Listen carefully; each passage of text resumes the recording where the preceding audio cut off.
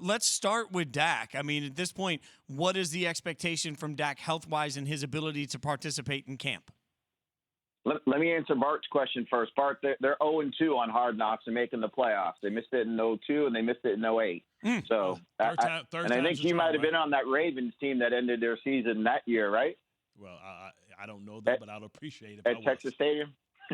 Oh, yeah. I remember us closing it out with two long runs by LaRon McClain. Yep. Gave up a 70-yard run to a fullback. that team was ready to end the season well before that game, I think, with how they were getting along. But as for Dak, when they practice starting today, he's going to be out there doing everything, according to Mike McCarthy. And that kind of follows the plan that they had even going back in minicamp, where he did everything but full 11-on-11 drills. They didn't want any defenders by his legs. But he's passed every test.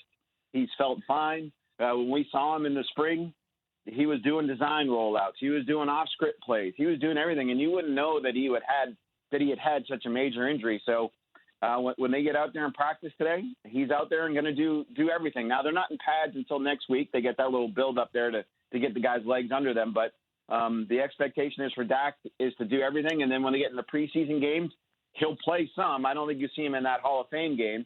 But, you know, they still have 4 games the Cowboys do, and he'll be out there for at least a little bit of the preseason.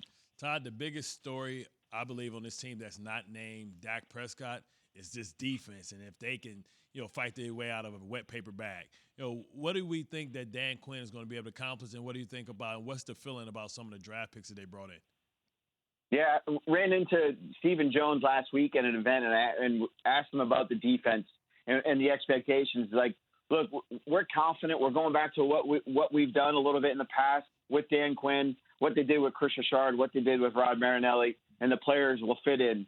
And he said, look, we're confident we'll be in the top half of the league. So that top half, they could be 16th, and they're going to be infinitely better than they were a year ago. And when you factor in the offense, 16th might be good enough for them to win the division, make the playoffs, and maybe get on a roll. But, they believe that they have pieces in place that in-house here that there's no way that everybody that fell off last year talent-wise. They just think it was a bad scheme fit with what Mike Nolan brought. The first 6 draft picks, as you mentioned, were defensive players. Micah Parsons is the guy that showed he's going to be around the ball here in the spring. We'll see what happens when the pads come on.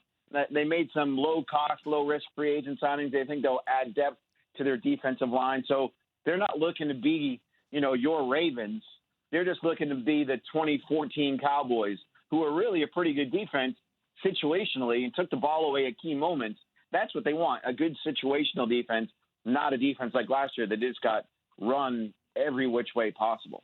We're talking to ESPN Cowboys reporter Todd Archer. It's Keyshawn, J. Will, and Zubin. Bart Scott, Jason Fitz sitting in for the guys. So, Todd, anybody that's ever bought stocks will see the sentence, past performance does not guarantee future results. So I want to take that and move it to Zeke. Like, let's take all past performance out.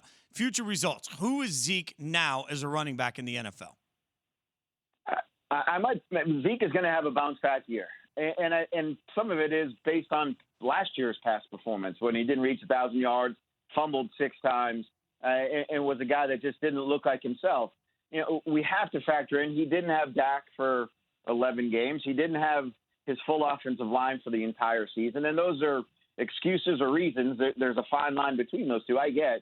But you've seen Zeke do things this offseason that he's not really done.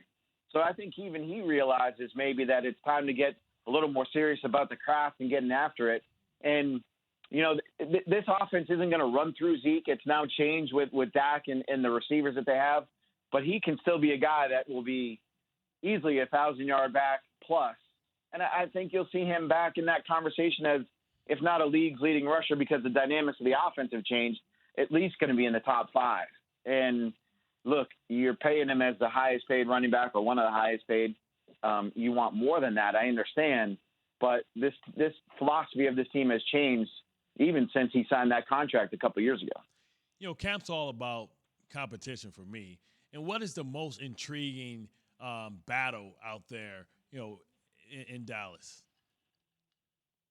You have to go to the defensive side of the ball because basically everybody on offense is back, especially with the health of their offensive linemen. So there's really not a competition there that you would say, ooh, that'll grab my attention. But on defense, you don't know who the cornerback is going to be opposite Trayvon Diggs. Is it going to be Kelvin Joseph, their second-round pick?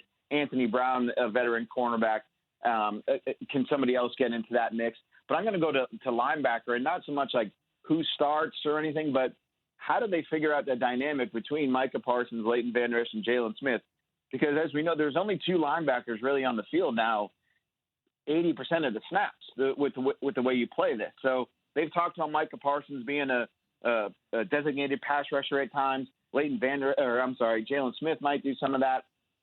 How they work those 3 guys, 2 first-round picks and a high-paid $11 million a year linebacker, how they figure out those 3 guys and keep them happy, or how the production works between those 3 guys will be the most interesting to me of how this defense shapes out. I think you'll see a guy like Vander Esch have a better season than he's had if he stays healthy, and that's always the key.